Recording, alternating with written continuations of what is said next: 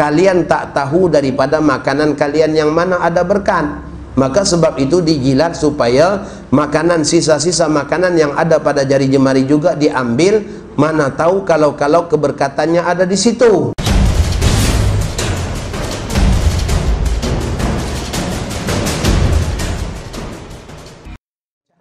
Rasulullah sallallahu alaihi wasallam daripada anak kepada Ka'ab bin Malik, daripada ayahnya Ka'ab bin Malik, anna Nabi sallallahu alaihi wasallam kana yal'aqu asabi'ahu salasan. Nabi kita menjilat jari jemarinya sebanyak 3 kali. Asabi'ahu salasan. Kemudian dalam riwayat yang lain pula asabi'ahu as-salas, ya, jari jemarinya yang 3. Ya, jadi Nabi kita jilat jari jemari 3 kali. Boleh faham daripada hadis ni, Nabi kita jilat jari jemarinya yang 3 sesuai dengan cara makan orang Arab. Makan Arab tu kebanyakannya mencubit 3 jari aja. Makan daging, mana ada makan daging macam tu, ya, makan daging 3 jari aja, kurma 3 jari aja, roti 3 jari aja. Maka sesuai dengan 3 jari yang menyentuh makanan, 3 jari itulah yang dijilat.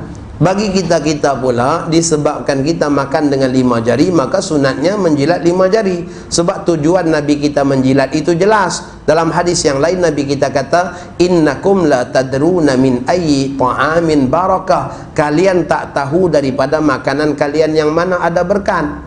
Maka sebab itu dijilat supaya makanan, sisa-sisa makanan yang ada pada jari jemari juga diambil. Mana tahu kalau keberkatannya ada di situ. Ya.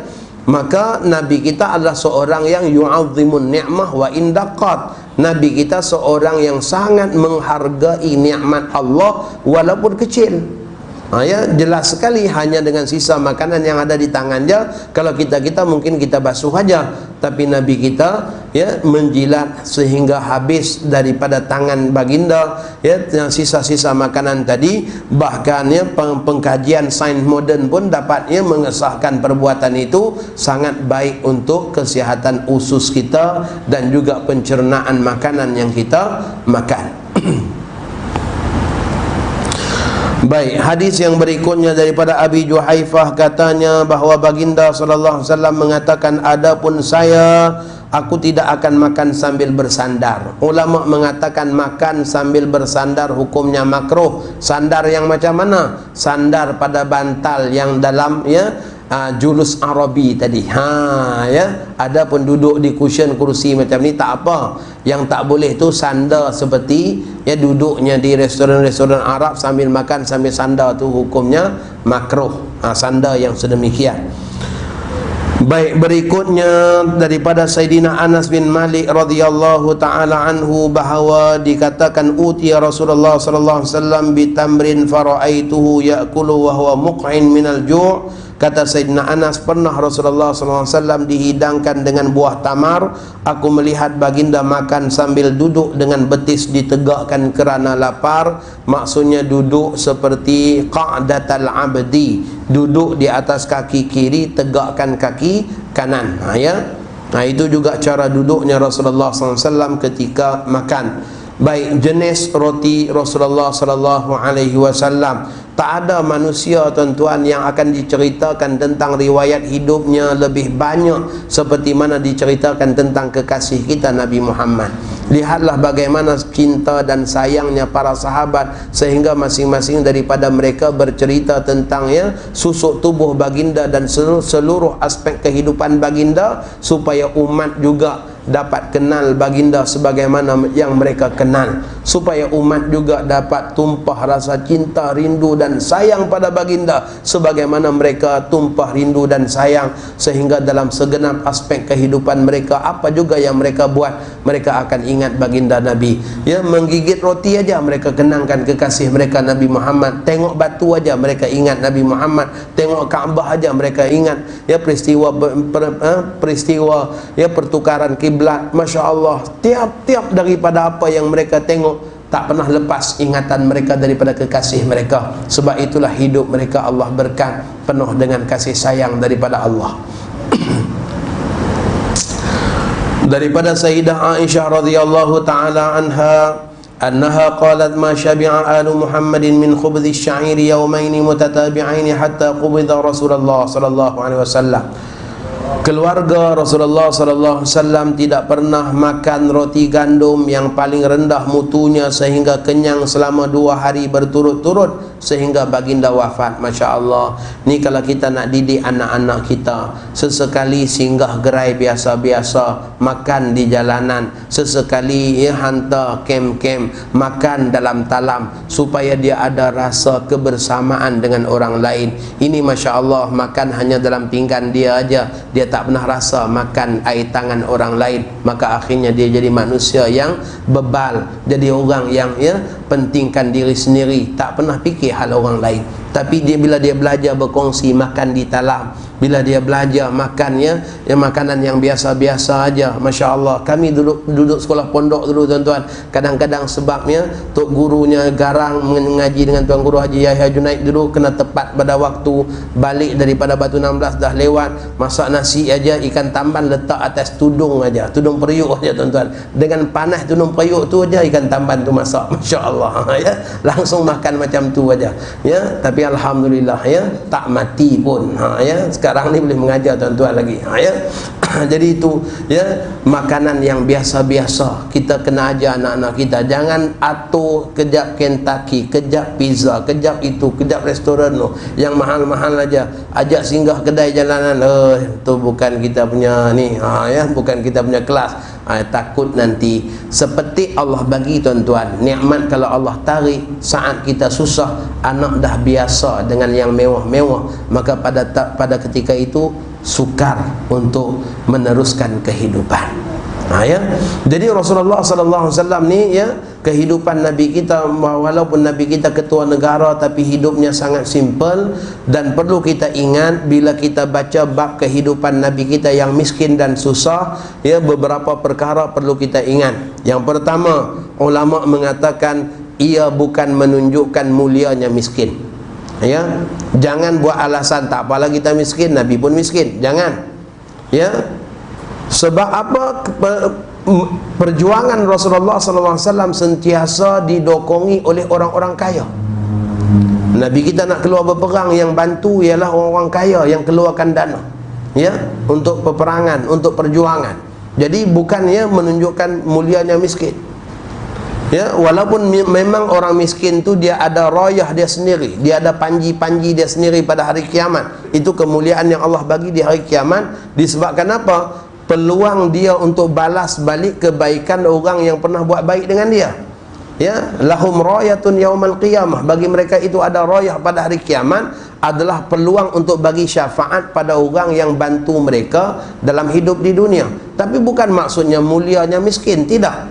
Ulama mengatakan miskinnya Rasulullah bukan menunjukkan mulianya miskin, tetapi menunjukkan mulianya sifat ithar. Ithar maksudnya apa? Orang yang mementingkan orang lain lebih daripada kepentingan diri. Nabi kita menyimpan simpanan untuk tahunan ya, bekalan makan untuk setahun, tetapi bekalan makan Nabi kita tu habis lebih awal. Kenapa? Sebab Nabi kita utamakan orang lain. Wa ammas-sa'ila fala tanhar, orang yang meminta jangan ditegah. Maka Nabi kita tak pernah menolak permintaan orang lain. Datang meminta dibagi, datang meminta dibagi, datang meminta dibagi. Maka akhirnya bekal Nabi kita sendiri pun habis ya. Maka miskinnya Nabi bukan menunjukkan ya mulianya kemiskinan, tetapi mulianya sifat ithar, mementingkan orang lain. Miskinnya baginda Nabi bukan menunjukkan mulianya kemiskinan, tetapi menunjukkan ya mulianya sifat qanaah, rasa cukup dengan rezeki pemberian Allah, tak pernah rasa cemburu dan benci dengan kesenangan orang lain. Ya, itu ya kemuliaan yang ada pada miskinnya Nabi. Miskinnya baginda Nabi menunjukkan mulianya sifat ya, mulianya sifat pemurah ya. Kerana pemurahnya baginda itu yang menyebabkan baginda hidup dalam kekurangan ya. Maka di situ kita perlu pahami hadis-hadis yang bercerita berkenaan dengan kemiskinan dan kesusahan hidup Rasulullah sallallahu alaihi wasallam. Daripada Ibni Abbas radhiyallahu taala anhuma katanya, kana Rasulullah sallallahu alaihi wasallam yabitul layali mutatabi'ah tawiyan huwa wa ahluhu la yajiduna 'isha'an wa kana aktsaru khubdhihim khubdh asy-sya'ir. Sayyidina Abdullah bin Abbas menyatakan Rasulullah SAW dan keluarga baginda pernah menahan lapar selama beberapa malam berturut-turut kerana tidak ada makanan. Masya Allah, sebahagian besar roti yang mereka makan adalah roti gandum. Saat kita jamah makan saja tuan-tuan, kalau kita teringat macam mana deritanya Nabi, bagaimana kurangnya makan Nabi, Masya Allah, pada ketika itu kita tak kisah sangat dengan apa yang kita makan. Maksudnya kita ya tak adalah ya sampai kita nak demand sangat ya apa yang kita nak makan, sebab kita masih ada lagi makanan. Daripada Sahal bin Sa'ad bahawa dikatakan kepadanya, akala di situ tuan-tuan letak tanda panjang, akala, adakah ya Rasulullah SAW pernah makan naqi. Naqi maksudnya roti yang halus yang dibuat melalui proses pengayakan gandum dengan cara yang baik, ya'nil huwara. Faqala Sahlun ma ra'a Rasulullah sallallahu alaihi wasallam an-naqiyya hatta laqiya Allah azza wa jalla, faqila lahu hal kanat lakum manakhilu ala ahdi Rasulillah, qala ma kanat lana manakhil, qila kaifa kuntum tasna'una bisya'ir, qala kunna nanfukhuhu fayatiru minhu ma tara summa na'jinuhu. Jadi bila ditanya kepada Sahal bin Sa'ad ni, pernah tak Nabi kita makan roti yang halus, yang lembut, yang baik, yang kualiti? Ya, maka kata beliau, tak pernah Nabi kita jumpa roti macam tu. Maka ditanya, kalian ada tak pengayak ya yang nak mengasingkan kulit gandum daripada gandum? Maka kata beliau, tak ada. Maka ditanya, kalau macam tu macam mana buat roti? Kata mereka, ya kami tiupkan saja supaya kulit-kulit gandum tadi tu berterbangan, mana yang terbang, mana yang tinggal kami buat roti sekali. Ya, maka itu yang menyebabkan rotinya jadi keras dan kasar. Baik, daripada Anas bin Malik radhiyallahu taala anhu katanya, ma akala Nabiy sallallahu alaihi wasallam ala khiwan wala fi sukur rujah wala khubida lahu muraqqaqun. Anas bin Malik mengatakan Rasulullah SAW tidak pernah makan di atas meja makan. Masya Allah, Nabi tak pernah makan makanan yang terhidang di meja ya. Dan tidak pernah pula menggunakan piring-piring kecil. Maksudnya Nabi kita tak pernah makan makanan yang terhidang dalam piring-piring ya. Sabar dulu, jangan balik robohkan meja makan masing-masing pula. Sabar dulu ya. Sabar dulu ya. Jadi Rasulullah SAW ya, Nabi tak pernah makan makanan yang terhidang di meja dan dalam piring-piring kecil.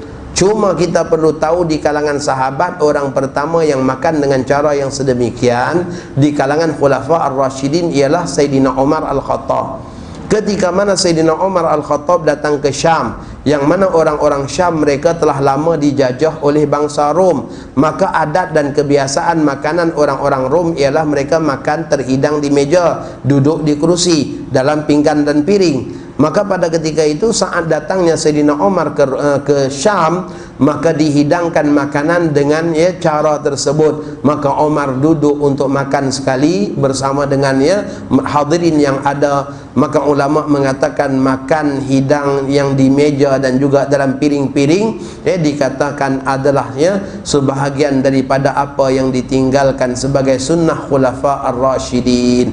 Alaikum bisunnati wa sunnatil Khulafa Ar-Rashidin Al-Mahdiyin min ba'di, ikutlah cara aku ataupun ikutlah cara ya Khulafa Ar-Rashidin sesudah aku. Jadi saat kita makan di meja pun tak apalah, kita ingat Sayyidina Umar pun makan makanan yang sedemikian.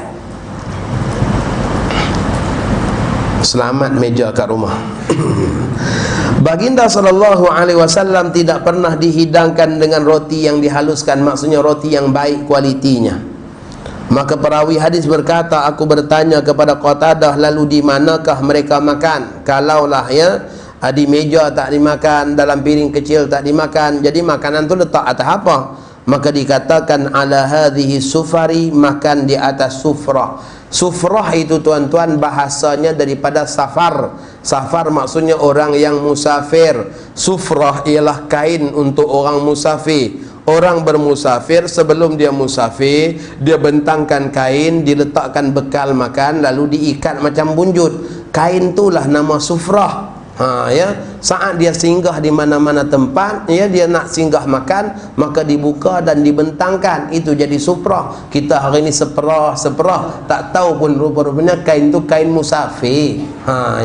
Kain orang musafir, itu namanya sufrah. Baik, daripada Masruq katanya, dakhaltu ala Aisyah, saya masuk kepada Sayyidah Aisyah. Kita perlu ambil maklum bahawa Sayyidah Aisyah adalah ummahatul mukminin, yang diharamkan berkahwin dengan sesiapa pun. Maka dengan sebab itulah telah menjadi kebiasaan di kalangan para sahabat dan juga tabi'in, mereka datang berziarah kepada ibunda mereka sendiri, kepada Sayyidah Aisyah, yang telah pun haram bagi mereka untuk mengahwini beliau. Pada suatu hari aku menziarahi Sayyidah Aisyah, dia kemudian menghidangkan makanan dan berkata, ketika aku makan hingga kenyang, aku selalu menangis. Aku bertanya, kenapa kamu menangis? Maka Aisyah menjawab, aku teringat ketika Rasulullah SAW wafat. Demi Allah, baginda tidak pernah makan roti dan daging hingga kenyang sebanyak 2 kali dalam sehari. Masya Allah, Nabi kita tak pernah makan 2 kali sehari sampai kenyang, makan roti dan daging, kata Sayyidah Aisyah.